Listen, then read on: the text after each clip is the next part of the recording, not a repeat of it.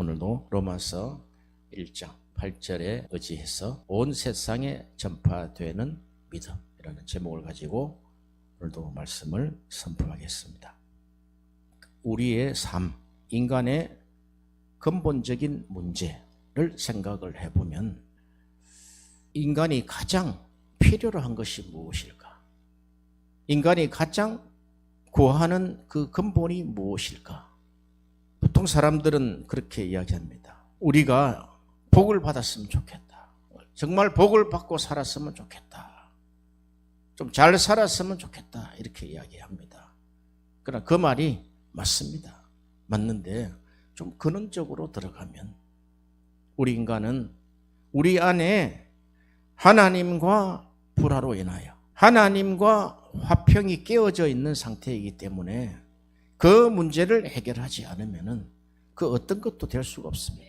교회에 나와서 신앙을 가진 사람들에게 물어봅니다. 어떻게 당신은 이렇게 신앙생활을 원했습니까? 대부분 90% 이상이 이렇게 이야기합니다. 나는 신앙을 갖기 전에 마음의 평화가 없었습니다. 마음의 평화를 얻으려고 내가 신앙생활을 합니다. 우리는 신앙생활, 믿음 생활을 좀 다각적인 종교 앞에서 우리가 볼 필요가 있습니다. 그러나 우리가 지난주에 말씀드린 것처럼 우리의 믿음은 반드시 예수 그리스도로부터 온다는 것입니다. 우리의 신앙이 그리스도 예수 안에 있는 믿음이라는 것입니다. 그러면 그것이 그냥 내가 예수를 믿습니다 이렇게 해서 되는 것이 아니고 우리가 예수께 나아오는 유일한 길은 우리가 이 땅에 살면서 지었던 죄를 고백하는 것입니다. 마틴 루터가 종교개혁을 일으킬 때 95개 조항의 반박문을 내어 걸었습니다. 그 95개 조항의 제1항이 이렇습니다. 예수께서 우리에게 회개하라고 명하신 것은 우리의 전 인생을 회개하는 것입니다. 우리의 전 인생이 한 번에 회개가 됩니까? 회개하라, 천국이 가까웠느니라 이렇게 했을 때 회개하면 그러니까 이 땅에 우리가 죄를 짓고 살았던 것을 돌이키고 예수께 돌아오는 그 첫걸음부터 회개라고 간주해 주신다 이 말이에요. 회개하라 천국이 가까웠느니라 했을 때 그 회개는 전 인생의 죄를 회개하라는 것입니다. 이것이 95개 조항의 1항이 되는 것입니다. 신자는 성도는 전 생애가 참회되어야 할 것을 요구했습니다. 왜냐하면 마틴 루터가 그렇게 합니다. 국왕이 물었습니다. 당신은 지금 로마 교황의 통치 속에 있는 이 현실을 믿어야 합니다. 그러니까 마틴 루터의 마음을 돌이키기 위해서 그렇게 이야기합니다. 교황의 실제를 믿어야 됩니다. 우리가 지금 처해져 있는 이 역사와 환경을 믿어야 합니다. 그랬더니 마틴 루터는 이렇게 이야기합니다. 나는 예수 그리스도의 실제 외에는 믿지 않습니다. 나는 예수 그리스도의 실제만 믿습니다. 그 예수 그리스도의 실제는 우리 인간에게 대한 컴패션입니다. 불쌍히 여기는 것입니다. 우리를 긍휼히 여기는 것입니다. 그러므로 그는 평생에 십자가 신학을 전파했습니다. 그 십자가 신학의 핵심을 이렇게 이야기합니다. 이웃 사랑 실천이 십자가의 신학이다. 십자가의 신학은 섬김의 신학이다. 믿음의 거장들은 한마디 한마디가 성경에 있는 부분들을 핵심적으로 말을 해낼 수 있는 능력을 가지고 있습니다. 우리가 십자가 신학하면은 우리 눈앞에 보이는 나무 십자가, 철로 된 십자가 이렇게 생각할 수 있지만 그 안에 비밀은 예수 그리스도의 섬김이라는 거예요. 그 섬김을 본받아 우리가 이웃 사랑을 실천하는 그 섬김이 바로 십자가의 신학이다. 이렇게 이야기했습니다. 그가 임종시 그의 아내와 자녀들과 친족들과 그의 사랑하는 동역자들이 모인 곳에 그가 임종을 당할 때 사람들이 지켜봤습니다. 그가 뭐라고 입에서 계속해서 말을 합니다. 임종하는 그 당시에 계속해서 말을 하고 있습니다. 귀를 열어서 딱 귀를 가까이 들어보니까 요한복음 3장 16절을 계속 암송하고 있습니다. 하나님이 이처럼 세상을 사랑하사 독생자를 주셨으니 이는 저를 믿는 자마다 멸망치 않고 영생을 얻게 하려 하심이라. 그리고 또 요한복음 3장 16절, 또 요한복음 3장 16절, 또 요한복음 3장 16절, 이렇게 호흡이 있는 순간 계속해서 하나님을 찬송하는 것을 볼 수가 있습니다. 그래서 성경에서 가장 중요한 성경 구절 한 구절을 뽑아라 그러면 요한복음 3장 16절이단 말이에요. 그렇게 하나님이 이처럼 세상을 사랑하사 독생자 외아들을 주신 이유는 그가 우리를 멸망치 않고 영생에 이르게 하시려고 하는 하나님의 뜻, 창세전에 하나님이 정하신 그 언약을 하나님이 이루시는데 그 언약을 하나님 앞에 계속해서 암송을 하고 있는 것을 볼 수가 있는 것입니다. 할렐루야. 우리가 이렇게 신앙을 가지려면은 첫째 관문이 회개로 시작을 해야 됩니다. 그런데 이것이 우리가 회개하면은 되지 않는데 회개하는 것이 그냥 되지 않는다 이 말이죠. 개혁파 신학의 구원의 서정에 보면은 하나님이 영원전에 예정하셨다는 거예요. 작정하셨다는 거예요. 무엇을? 나의 영혼에 대한 구원을 작정하셨다. 그 작정하셔서 때가 이름에 하나님께서 예수 그리스도를 이 땅에 보내시고 또 때가 되면 우리를 복음으로 부르시는 거예요. 복음으로 부르실 때 우리에게 중생을 허락하십니다. 성령께서 우리에게 적용하셔서 중생을 허락하시고 그 성령께서 우리에게 회개하게 하시고 우리에게 믿음을 주시고 우리를 양자되게 하시고 우리를 성령으로 인치셔서 우리를 의롭다 하신단 말이죠. 그 의롭다 하신 일을 계속해서 끝까지 실패되지 않게 성도의 견인을 통해서 끝까지 우리가 눈을 감는 그 순간까지 칭의를 지속해야 하고 실패하지 않게 하시다가 딱 죽어서 영화로운 나라에 하나님 나라에 들어가는 것입니다. 그리고 때가 되면 하나님께서 이 땅에 재림하여 오실 때 그 구원받은 자들을 다 불러서 새하늘과 새 땅에 들어가게 하시는 것이 구원의 서정이다 이 말이죠. 그 신앙은 그 구원의 서정은 하나님이 시작하시고 또한 우리의 고백을 통해서 그것을 하나님이 이루어 가시는 것을 볼 수가 있습니다. 그렇다해서 그것이 신인 동역이다 그렇게 하지는 않습니다. 하나님의 절대 주권이다 이 말이죠. 그러나 하나님이 우리의 고백 없이는 일을 안 하신다는 거예요. 그래서 우리가 고백할 때 다른 게 없습니다. 여러분 마음의 평화를 얻기를 원합니까? 여러분들이 진정한 구원을 얻기를 원하십니까? 여러분의 죄가 용서받기를 원합니까? 그러면 회개의 4단계를 거쳐가야 됩니다. 첫 번째는 그리스도로 말미암아 구원받은 신자들은 세상에 지은 죄를 회개해야 됩니다. 아까 95개 조항의 1항에 있는 것처럼 신자는 전 생애가 계속해서 참회되어야 하는 것을 요구하셨다는 거예요. 그럼 하나님 앞에 예수 그리스도 이름으로 우리가 회개합니다 하는 것이 성령의 개입이 없이는 안 된단 말이죠.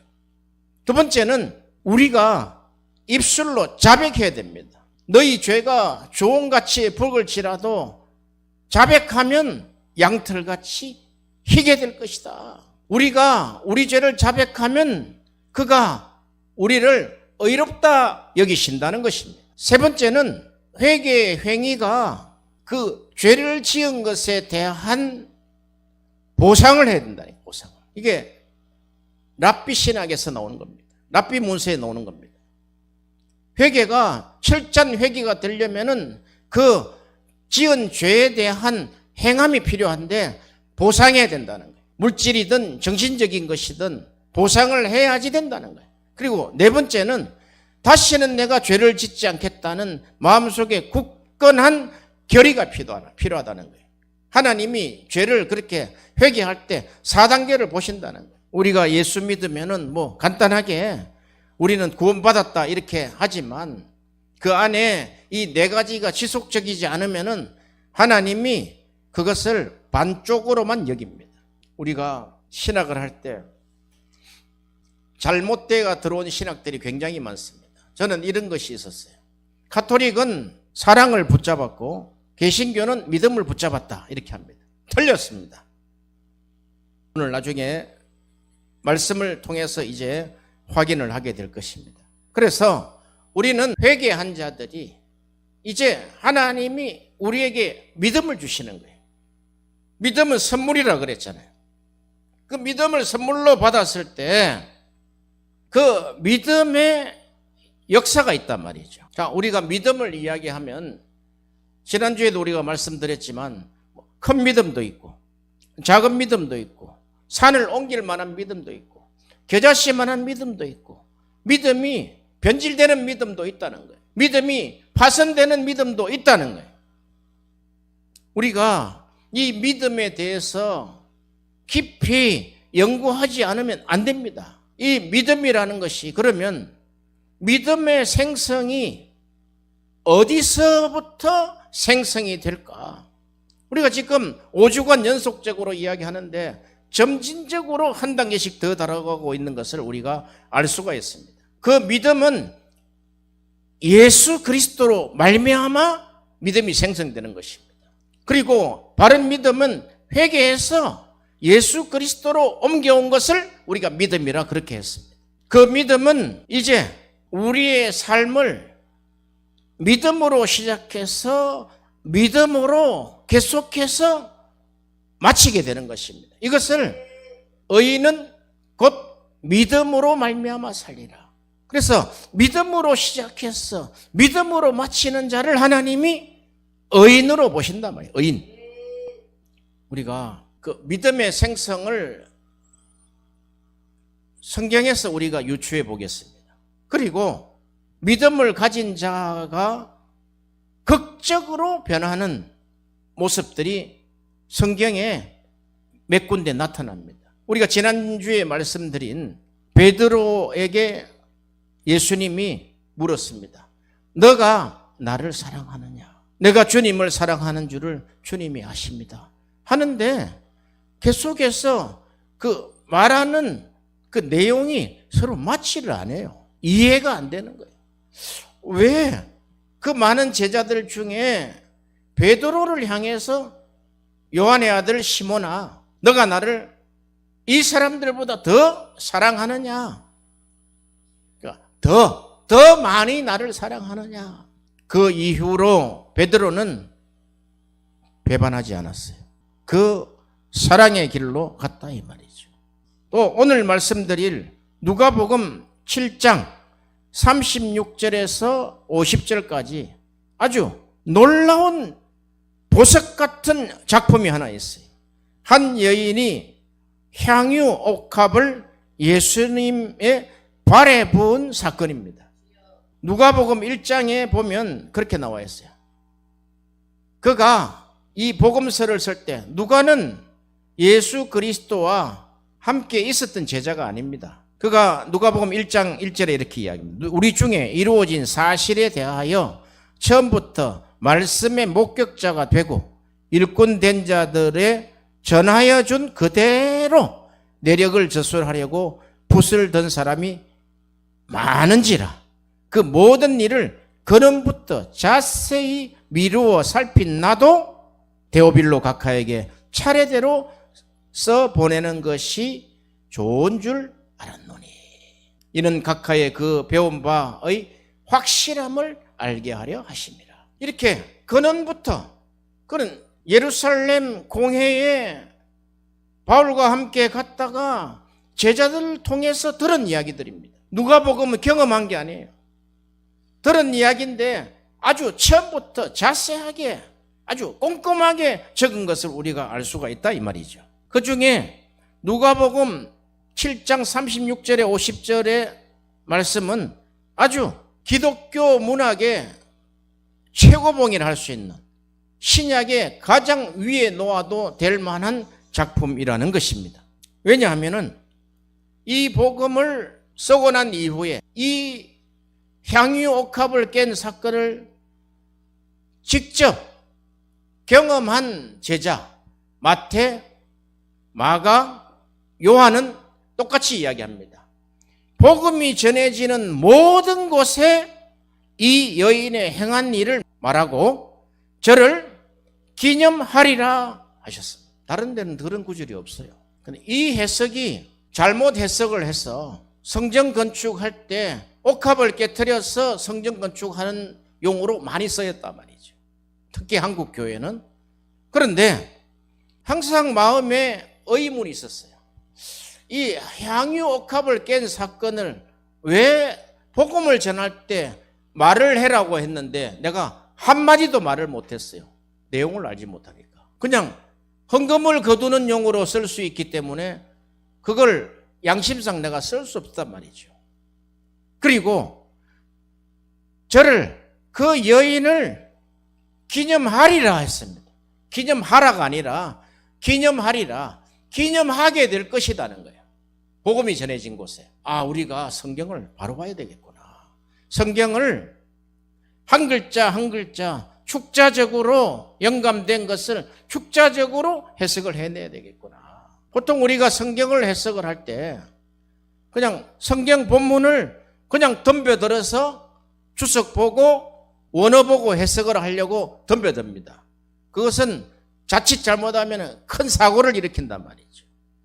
성경의 해석 방법은 개혁주의 신학자들이 공통적으로 하는 하나가 있어요. 첫 번째, 이 성경이 기록된 당시의 역사적 정황, 문화적 정황에 들어가서 해석을 해서 현대적으로 옮겨야 된다. 그래서 첫 번째는 그 당시의 해석, 두 번째, 현대 해석을 통해서 성도들에게 적용점을 줘야 된다. 아니면은 이 구절이 성전 건축하고 헌금을 하는데 쓰이게 하는 해석법으로 끝나버린다는 거예요. 그러면 그걸 전해를 했습니까? 이 여자의 행한 일은 예수께 성전 건축을 했는데 옥합을 깨뜨려 드린 것이니까 당신들도 옥합을 깨뜨려 성전을 건축합시다. 이렇게 해야 됩니까? 그 이상의 해석이 없었다는 거예요. 해석을 들어본 적이 없어요. 이 사건은 예수님의 머리에 부은 사건이 아니고 발에 부은 사건입니다. 향유 옥합을. 이것은 메시아 사상을 가진 유대인 독자를 염두에 둔 보석 같은 기독교 문학 작품이라는 것입니다. 그리고 이 복음이 전해지는 곳에 이 여인의 행한 일을 말하여야 하며 저를 기념하리라 하셨다 말씀했습니다. 이것은 이런 것입니다. 복음이 전해질 때 이 사건처럼 이 여인처럼 이렇게 복음의 영광이 나타나야 된다. 복음의 영광이 나타나고 복음의 영광이 전해져야 된다는 거예요. 누가복음 7장 36절에 한 바리새인이 예수께 자기와 함께 잡수시기를 청하니 이에 바리새인의 집에 들어가 앉으셨을 때에 한 바리새인은 자칭 의롭다는 거예요. 그래, 의인 바리새인이에요. 의인인 바리새인이 예수께 자기와 함께 잡수시기를 청하니 이는 바리새인의 집에 들어가 앉으셨을 때 그 요청에 그대로 응했단 말이죠. 37절에 보면 앉으셨을 때에 그 동네에 죄인인 한 여자가 있어 예수께서 바리새인의 집에 앉으셨음을 알고 향유 옥합을 담은 옥합을 가지고 와서 예수 뒤로 그 발 곁에 서서 울며 눈물로 그 발을 적시고 자기 머리털로 씻고 그 발에 입을 맞추고 향유를 부으니. 이렇게 이 여인의 행위는 딱 두 줄로 나타납니다. 예수님이 한 바리새인, 나중에 이름이 나옵니다. 시몬이라고 나오죠. 시몬이라는 바리새인의 집에 갔을 때 이 죄인인 한 여자가 있어 예수께서 바리새인의 집에 앉으셨음을 알고 향유 담은 옥합을 가지고 왔어. 그러니까 집 준비가 됐다는 거예요. 이 여인이 준비가 되었고 예수의 뒤로 발 곁에 서서 울며 눈물로 그 발을 적시고 자기 머리털로 씻고 그 발에 입을 맞추고 향유를 부었다. 지금 이 사건은 바리새인이 볼 때 굉장히 언짢습니다. 그리고 이 사건을 본 바리새인인 시몬이 이것을 보고 마음에 이르되, 속마음으로 그러죠. 이 사람이 만일 선지자되면 자기를 만지는 이 여자가 누구며 어떠한 자 곧 죄인인 줄 알았으리라 하거늘. 아니, 선지자라고 하면서 이 여인이 어떤 여인인 줄 자기가 알았지 않았느냐.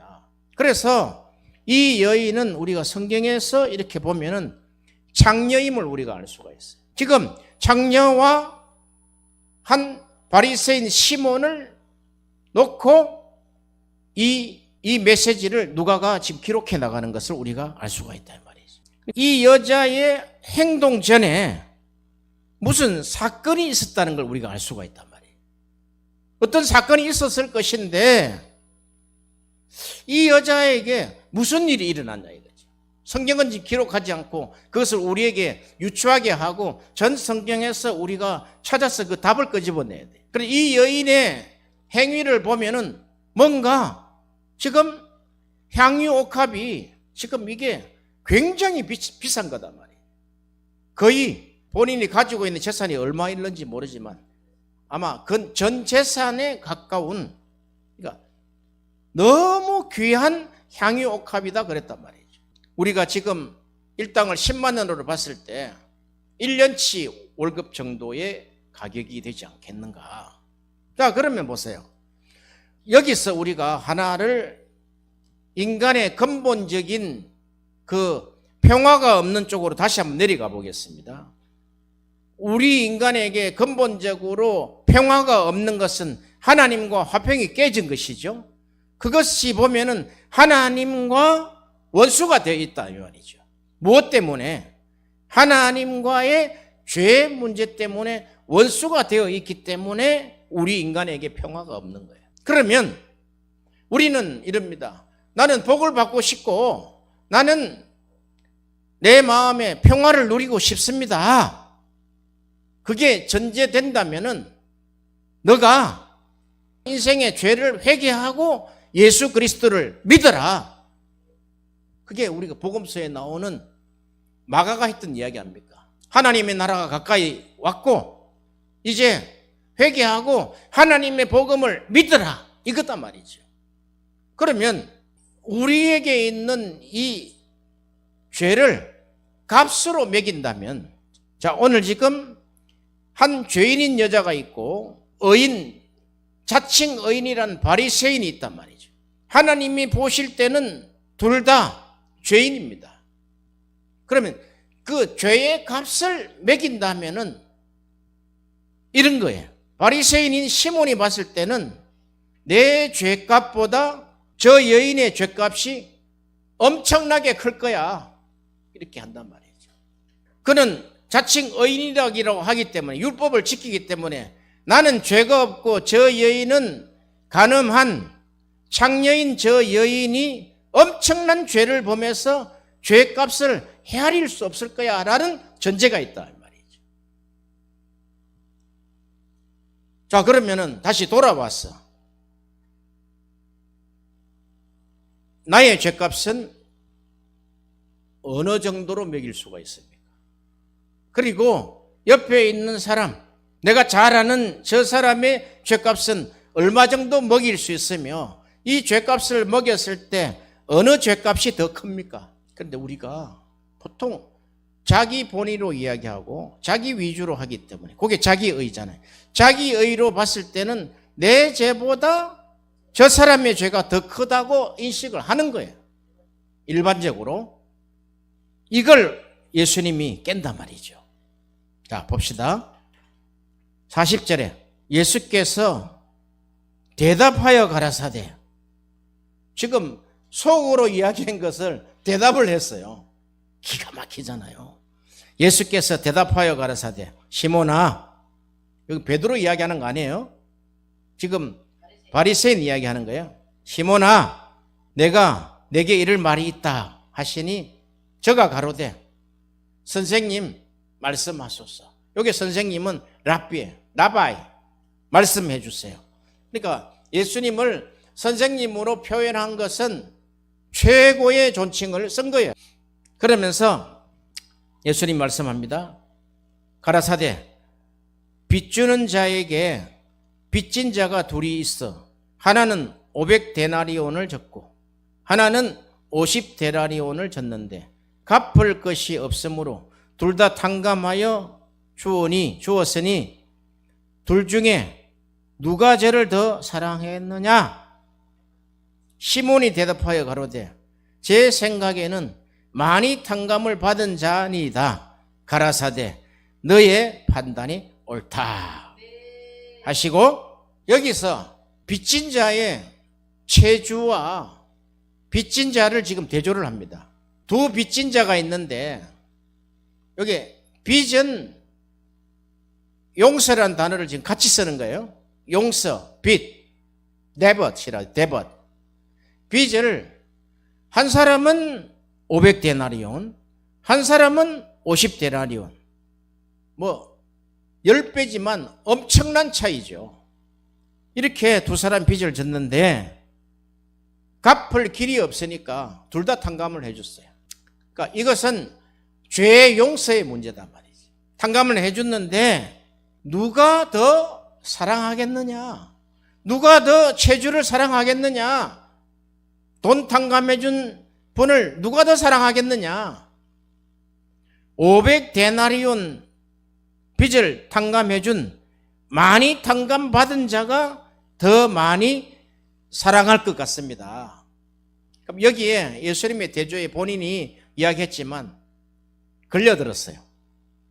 이 여인이 더 주님께 사랑함이 많고 시몬 너는 나를 사랑함이 덜하다는 거예요. 적다는 거예요. 그리고 또 보세요. 그때 44절에 여자를 돌아보시며 시몬에게 이르시되, 여자를 쓱 한번 돌아보더니 시몬을 딱 봤어요. 딱 보더니 여자를 보느냐? Look at woman. 여자를 보느냐? 여자를 보라는 거예요. 저 여자를 보라. 이게 이 여자의 행한 일을 말하라 이 말이죠. 내가 너의 집에 들어오매, 시몬의 집이죠. 들어오매 너는 내게 발 씻을 물도 주지 아니하였으되 이 여자는 눈물로 내 발을 적시고 그 머리털로 씻었으니 너는 내게 입을 맞추지 아니하였으되 저는 내게 들어올 때부터 내 발에 입 맞추기를 거치지 아니하였으며 너는 내 머리에 감람유도 붓지 아니하였으되 저는 향유를 내 발에 부었으니. 요즘 세 가지를 지금 이야기하죠. 이것이 지금 고대 근동에, 지금 이거 지금으로부터 2000년 이야기니까 고대잖아요. 고대 근동에 초청한 사람을 접대할 때의 내용이 나온단 말이에요. 즉 대접할 때의 내용이 나온다 이 말이죠. 그래서 이 대접할 때의 내용은 우리가 창세기 18장에 보면은 아주 대접할 때의 모범 사례가 아브라함에게 나온다며. 아브라함에게. 창세기 18장에 한번 가봅시다. 창세기 18장에 여호와께서 마물의 상수리 숲을 근처에서 아브라함에게 나타나시니라. 여호와께서 나타나죠. 오정쯤에 그가 장막문에 앉았다가 눈을 들어본즉, 근데 여호와께서 나타나는데 사람 셋이 오는 거예요. 지금 사람 셋이 맞은편에 섰는지라 그들을 보자 곧 장막문에서 달려나갔다. 이게 뭐냐면은 아브라함이 앉아 있었다, 서 있었다. 달려나갈 정도면은 서 있었다. 이렇게 사람들을 접대하고 대접하고 환영을 할 때 이 자세가 필요하다는 거예요. 우리가 호텔에 갔을 때 호텔 보이들이 딱 서서 대기하는 것처럼 장막문에 달려나가 영접하여 몸을 땅에 굽혔다. 땅에 굽혔다는 것은 그냥 머리 숙였다는 이런 이야기 아닙니다. 땅에 얼굴을 박았다는 거예요. 가로되 내 주여 내가 주께 은혜를 입어 싸우면 원컨대 종을 떠나 지나가지 마시옵고 물을 조금 가져오사 당신의 발을 씻으시고 나무 아래에서 쉬소서. 요거 지금 차례대로 한번 보세요. 요걸 지금 설명하기는 굉장히 많으니까 설명 오늘 하지 않겠어요. 이 아브라함이 종의 모습으로 지금 이 세 사람을 환영하고 영접하는 그 내용을 한번 보시라 이 말이죠. 첫째, 그들을 보자마자 항상 서서 대기한다. 사람들이 오면은 서서 대기하고 있다가 오면 달려나가서 영접하되 몸을 땅에 굽힌다는 거예요. 요 한번 보세요. 서서 있다가 사람이 딱 나타나면은 딱 달려나가서 몸을 땅에 굽히는 거예요. 이건 우리가 머리를 90도 숙이는 이런 개념이 아니다. 나는 당신의 종입니다는 뜻이단 말이죠. 이게 가톨릭 사제 안수를 받을 때, 사제 서품을 받을 때 하는 행위다 이 말이죠. 이것은 하나님 앞에 하는 거다. 그러면서 두 번째, 물을 조금 가져오게 하사 당신의 발을 씻으시고 나무 아래에서 씻소서. 발 씻을 물을 준다는 거예요. 고대 근동은 꼭 사람들을 영접할 때 발 씻을 물을 준단 말이에요. 그래서 시몬아 너는 나에게 발 씻을 물도 안 줬다는 거예요. 너가 나를 초청해 놓고도 사람 대접을 안 했다는 거예요. 불청객 취급을 했다는 거예요. 그러면 시몬의 그 의도가 나타났어요. 예수님을 청해서 식사하기를 청했다는 것은 예수님에게 환대하고 대접하는 초청이 아니라 뭔가 꿍꿍이 속과 시험하고자 하는 뜻이 있다는 이야기예요. 물을 조금 가져오게 하사 당신의 발을 씻으시고 나무 아래에서 쉬소서. 좀 먼 길을 오셨으니까 좀 쉬시기를 바랍니다. 그러면 내가 떡을 조금 가져오리다. 그리고 당신의 마음을 쾌활하게 하신 후에 지나가소서. 그러니까 서서 있다가 달려나가서 영접하고 몸을 땅에 굽히고 또 이제 물을 가져와서 발을 씻어주고, 이게 세족식 얘기 나오는 거죠. 발을 씻어주고 나무 아래에서 쉬게 하는 안식을 누리게 하면 안식에 있을 때 떡을 가져오겠습니다. 요 단계 보세요. 단계. 이게 사람을 영접하는 요 방식이다 이 말이죠. 이게 이 방식을 영국의 버킹엄에 왕을 접대할 때, 외부 인사들을 초청할 때, 외부에서 오는 밑에 많은 서열들이 있잖아요. 왕 이하 밑에 뭐 백자 무슨 뭐 그 안에 굉장한 서품을 가진 사람들이 많이 온단 말이에요. 그 사람들을 영접할 때 한 사람 한 사람 이렇게 하는 영국의 황실 영접이 요 모델을 가지고 있다 이 말이에요. 그리고 아브라함의 행동을 보세요. 아브라함이 급히 장막에 들어가서 사라에게 이르되 속히 고운 가루 세 쌀을 가져다가 반죽하여 떡을 만들고, 또 아브라함이 또 짐승떼에 달려가서 기름지고 좋은 송아지를 취하여 하인에게 주니 그가 급히 요리한지라. 아브라함이 버터와 우유와 하인이 요리한 송아지를 가져다가 그들 앞에 진설하고 나무 아래 모셨음에 그들이 먹으니라. 우리는 어떻습니까? 우리는 어떻습니까? 기름지고 좋은 송아지를 드립니까? 아니면 제일 병들고 제일 쓸모없는 것을 드립니까? 우리가 지금 이걸 객관적으로 놓고 나에게 지금 적용해. 내가 접대하고 내가 대접할 때 사람은 있잖아요. 우리가 복음서에서도 말하지만 산상수훈에 그러잖아요. 너가 대접을 받기를 원하느냐? 인간은 그렇단 말이에요. 너가 대접을 받기를 원하는 만큼 너도 남을 그렇게 대접하라는 거예요. 이렇게 대접하라는 게 아브라함처럼 가장 좋은 것을 드려서 그냥 사람에게 대할 때 내가 죽게 하듯 한단 말이에요. 죽게 하듯. 천사를 영접한 것처럼 그렇게 한단 말이죠. 이 기독교 신앙을 한번 보세요. 이게 아브라함으로부터 내려오는 그 환영과 대접과 접대와 이 엄청난 잔치를 베푸는 것을 한번 보시라 이 말이죠. 이 복음의 영광이 전해질 때 접대, 복음이 전해질 때 말로만 전하라는 게 아니에요. 복음이 전해질 때의 접대, 대접의 원리다 이게. 랍비 문헌에 랍비의 대접은 선생이라 했으니까 랍비 대접은 큰 영광임을 우리가 확인할 수 있는데 시몬은 발 씻을 물도 안 줬다는 거예요. 지금 이걸 우리 때 해석하면 모른단 말이에요. 이게 우리가 발 씻을 물 내줍니까? 손 씻을 물 내줍니까? 안 내줘요. 아프리카 가니까 식사하기 전에 대접에 물을 떠다가 손을 씻게 하는 걸 보고 내가 저거 뭐야?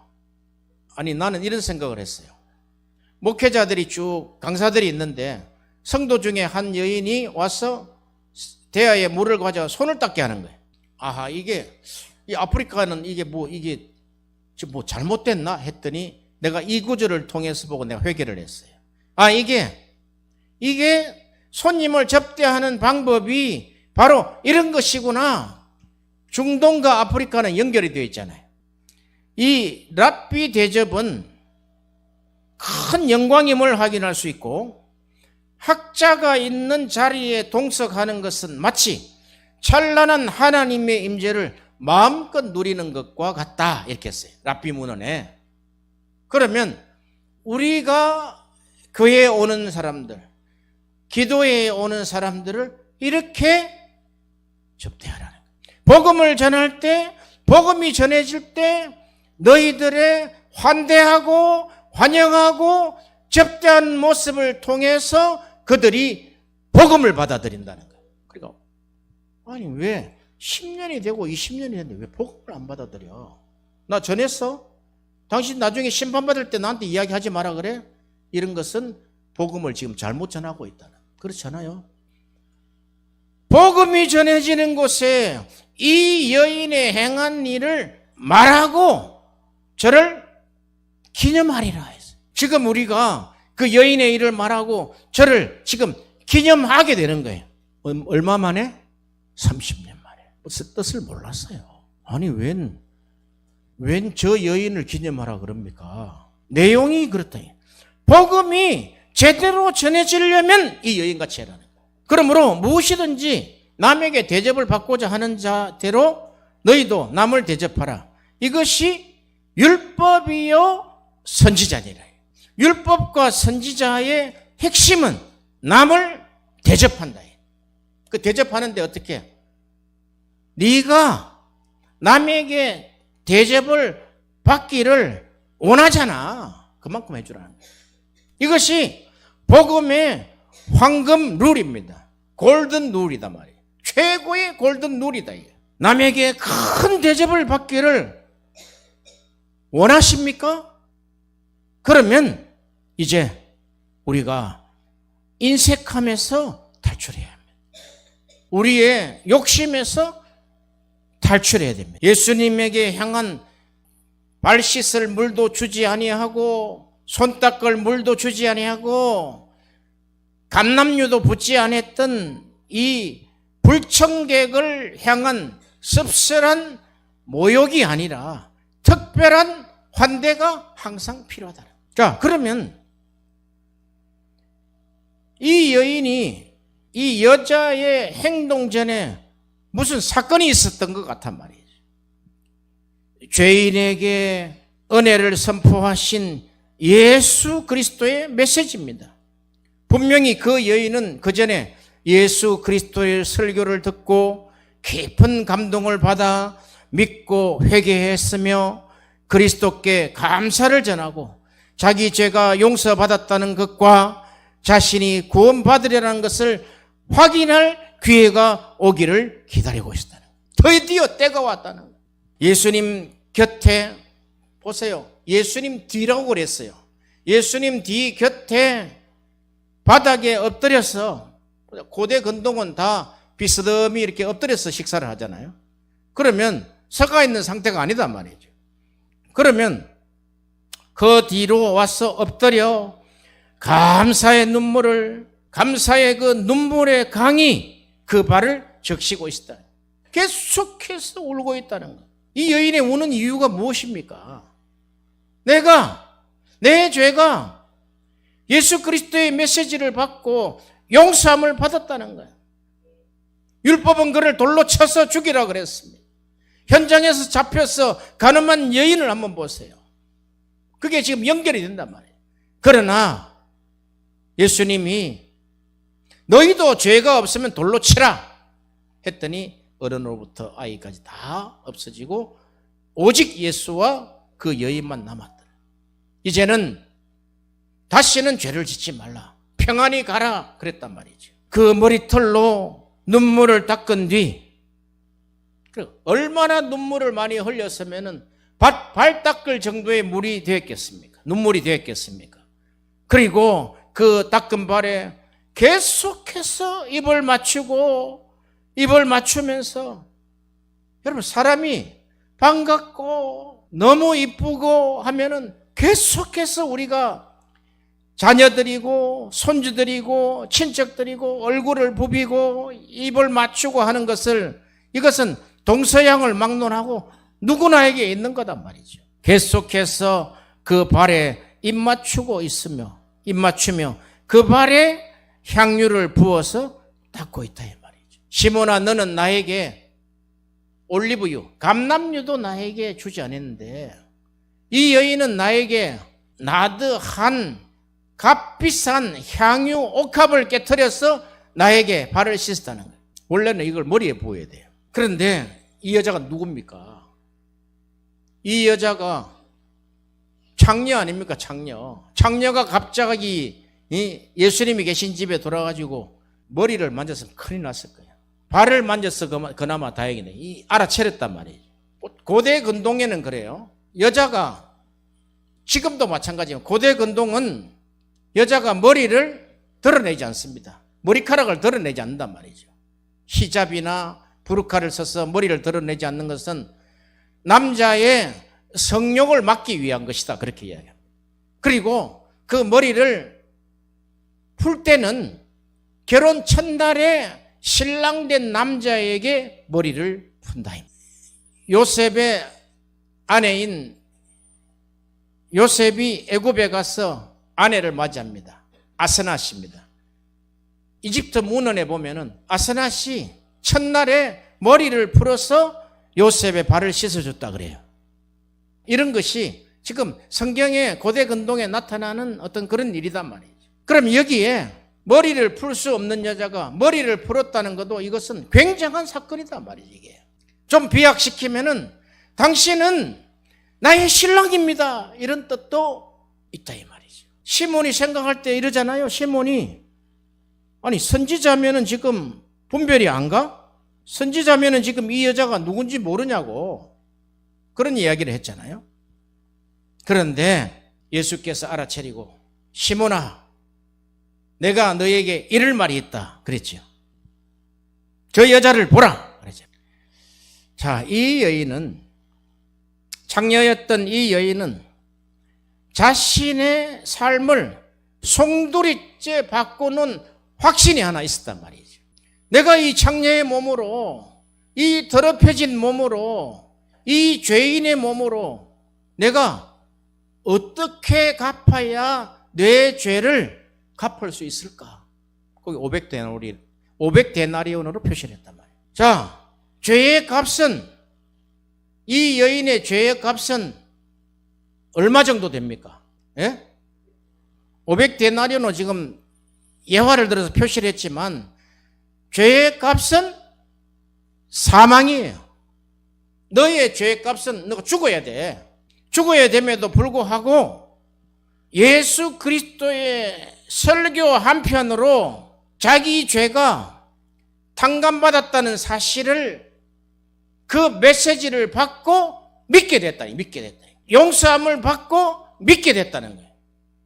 그 믿게 된 믿음의 확신이 이런 큰 사랑으로 나타났다는 거예요. 오늘 메시지입니다. 오늘 메시지. 시몬은 적게 용서받았기에 적게 사랑합니다. 우리의 신앙을 한번 보세요. 이 여인은 많이 용서받았기에 저의 사랑이 많음이라.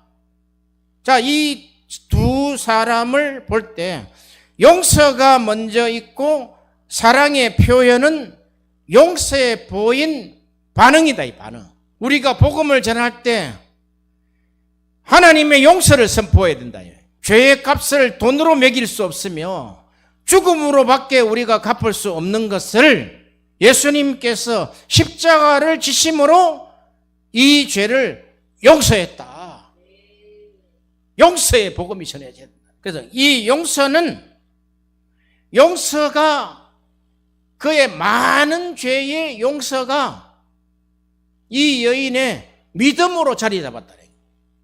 믿음으로 자리 잡은 그 믿음에서 사랑이 나왔다. 그래서 성경은 사랑과 믿음을 간과해서는 안 된다는 거예요. 사랑과 믿음의 어떤 그 상관관계를 상관해서는 안 된다는 거예요. 그냥 쉽게 넘어가지 말라는 거예요. 용서에서 믿음의 확신이 오고 그 많이 용서받은 용서에서 많은 사랑이 나왔다는 거예요. 이걸 말해라는 거예요. 이걸 말해라는 거예요. 아시겠죠? 그러니까 죄가 많은 곳에 은혜가 넘쳤나니 그랬죠. 장례했던 이 여인은 자신을 송두리째로 바꿔놓은 그리스도의 말씀에 용서의 확신은 그 확신의 사건으로 하늘에 계신 하나님 아버지의 지극하신 사랑받는 존재임을 깨닫고 참된 믿음에 사로잡혔습니다. 그는 감격했습니다. 한눈에 예수를 반했습니다. 이것이야말로 표현할 수 있는 기독교 신앙의 최고의 위력이다, 이 말이에요. 그 여인의 사랑이 더 많은 이유는 참된 믿음에서 나오게 되며 그 믿음은 하나님의 사랑이었다, 이 말이죠. 로마서 5장 8절에 우리가 아직 죄인되었을 때 그리스도께서 우리를 위하여 죽으심으로 하나님께서 우리에게 대한 자기의 사랑을 확증하셨느니라. 이미 이 여인은 메시지에서 이걸 깨달았다는 거예요. 여인의 참된 믿음이 나오는 지점이 하나님의 사랑을 확신한 자리입니다.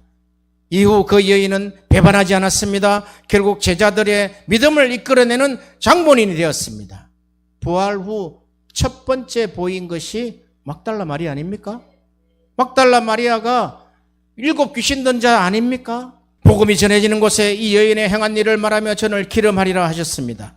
우리가 그리스도를 믿음으로 하나님의 생명인 생명을 선물로 받을 때 하나님은 우리에게 오셔서 우리의 믿음의 행위를 통해 일하신다는 것입니다. 예수님은 우리를 자신과 똑같은 모습으로 빚으려고 하신다는 것입니다. 우리에게 안 주신 것이 뭐가 있습니까? 우리에게 받을 수만 있다면 너가 믿음으로 모든 것을 예수 그리스도의 충만한 것에 장성한 분량을 우리에게 받을 수 있게 하셨다는 거예요. 그것이 믿음의 통로라는 거예요. 그저 믿음은 우리가 우리의 육신의 안락과 우리의 부귀영화를 위해서 필요한 어떤 부분들을 그냥 뺏어오듯이 뺏어와서 3일 금식을 하고 21일 철야를 하고 40일 금식을 해서 하나님에게 있는 것을 뺏어오는 것이 아니라 이 믿음은 하나님이 이미 다 주시려고 작정하고 있는데 우리에게 믿음이 없다는 거예요. 우리에게 믿음이 없다는 것은 우리에게 그 용서함이 적다는 거예요. 죄의 탕감함이 적게 느껴진다는 거예요. 이 여인은 그 많은 죄의 탕감함을 믿음으로 받았습니다. 그것이 참된 믿음이 되었습니다. 내가 무슨 죄를 지었든 어떤 일을 하였든 창녀의 일을 하였든 그 죄를 오늘 그리스도께서 탕감해 주셨습니다. 여기에서 나온 것이 참된 사랑이라는 것입니다.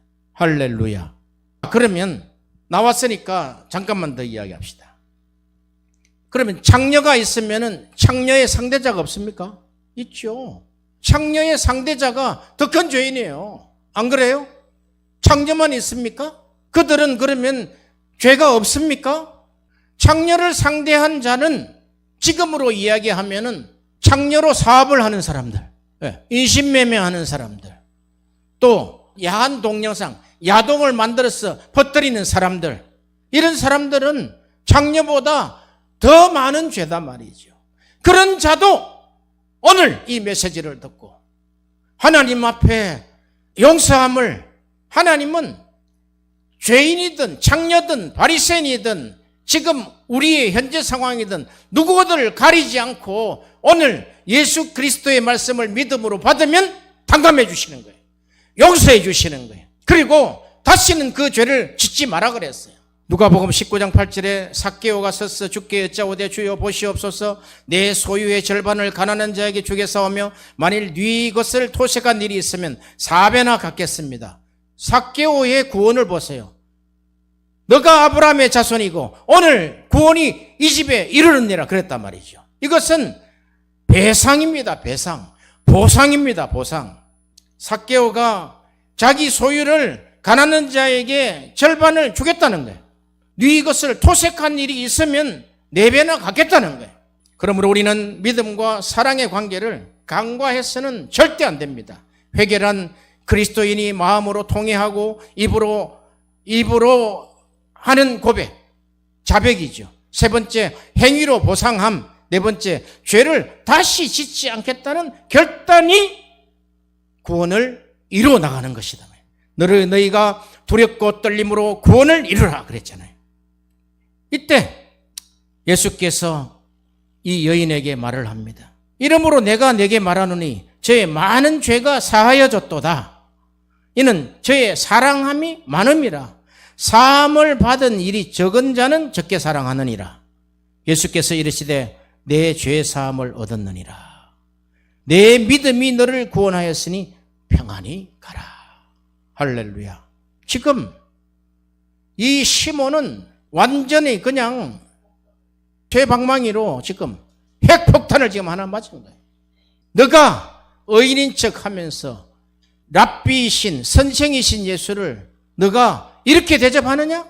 그것은 대접하는 것이 아니라 불러서 모멸감을 주기 위한 하나의 죄를 짓고 있는 장면이라는 거예요.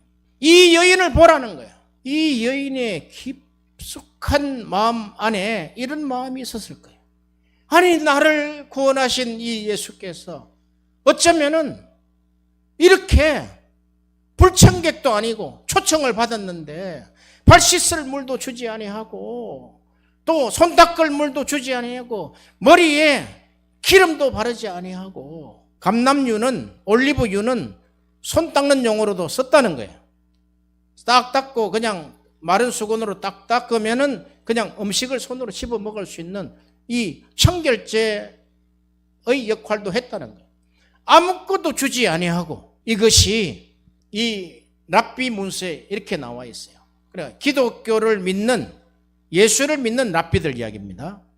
이 사건은 이 여인은 예수 그리스도의 고난에 동참한 자다. 예수 그리스도의 고난 안으로 쑥 들어간 자다는 거예요. 우리 주님이 내가 사랑하는 나의 참신랑이신 예수께서 이 세상에 오셔서 이 정도밖에 대접을 못 받다니 이건 아니다는 거예요. 이건 아니다. 오히려 이 여인을 보라. 이 여인의 행한 일을 말하라.